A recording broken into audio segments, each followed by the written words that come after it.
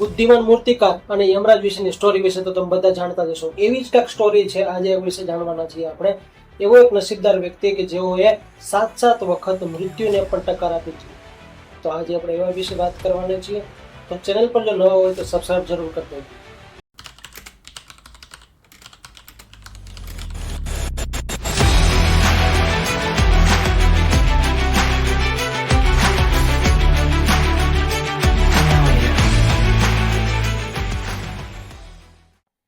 દુનિયાનો સૌથી વધારે નસીબદાર વ્યક્તિ એટલે કે બીજું કોઈ નહીં, ફ્રેન્ડ સેલાક, કે જેઓનો જન્મ યુગોસ્લાવિયામાં એક હોડીમાં થયો હતો.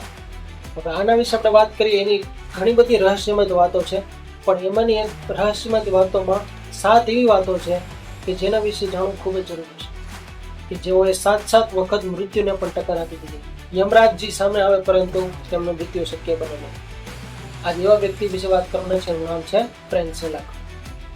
ફ્રેન્ડ સેલાકના જીવનનો વળાંક આવ્યો છે 33 વર્ષની ઉંમર પછી. 33 વર્ષ પહેલા તો તેમને કશો પ્રોબ્લેમ હતો નહીં પોતાના જીવનમાં, પરંતુ 33 વર્ષ બાદ 1962માં જ્યારે તેઓ એક ટ્રેનમાં બેસીને જતા હતા ત્યારે ટ્રેન નદી પરથી પસાર થઈ અને આ નદી પર પસાર થયા સમયમાં ટ્રેન પાટા પરથી સરકી ગઈ અને ટ્રેનના બધા ડબ્બા નીચે પડી ગયા અને જેમાં 21 લોકોના મોત થયા. પરંતુ સેલાકનું જીવન તો કંઈક અલગ જ હતું.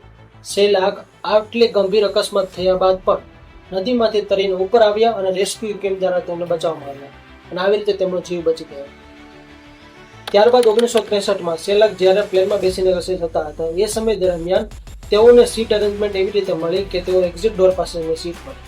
હવે બન્યું એવું કે પ્લેનનો એક્ઝિટનો ડોર અચાનક હવામાં ખુલી ગયો અને જેના કારણે તેઓ હવામાં ફંગોળાઈ ગયા અને પ્લેન ડાયરેક્ટ પહાડ સાથે અથડાઈ ગયું અને તેમાં 21 લોકોના મૃત્યુ થયું.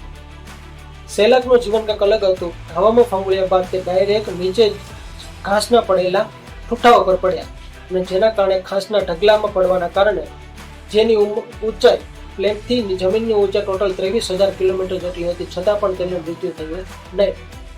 ત્યારબાદ 3 વર્ષ પછી 1966માં જ્યારે તેઓ બસમાં સવાર થઈને કશે જતા હતા એ સમય દરમિયાન બસ કોઈ કારણોસર સરકી પડી અને જેના કારણે બસ ડાયરેક્ટ નદીમાં પડી ગઈ અને એ સમય દરમિયાન પણ તેઓ પોતાનો જીવ બચાવીને નીકળી ગયા હતા. ત્યારબાદ તેઓ વિચાર્યું કે પબ્લિક ટ્રાન્સપોર્ટ તેના માટે સલામત નથી. તેના કારણે તેઓએ પોતાને એક પર્સનલ કાર ખરીદી.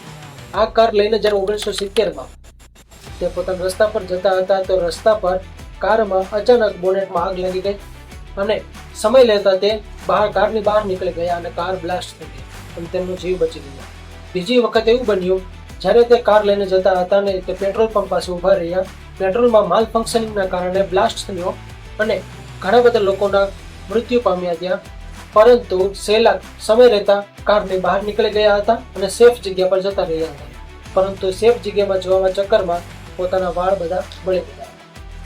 ત્યારબાદ 1995માં તે રસ્તા પર ચાલીને જતા હતા અને અચાનક સામેથી બસ આવી ગઈ અને તેમના ઉપર ચાલી ગઈ.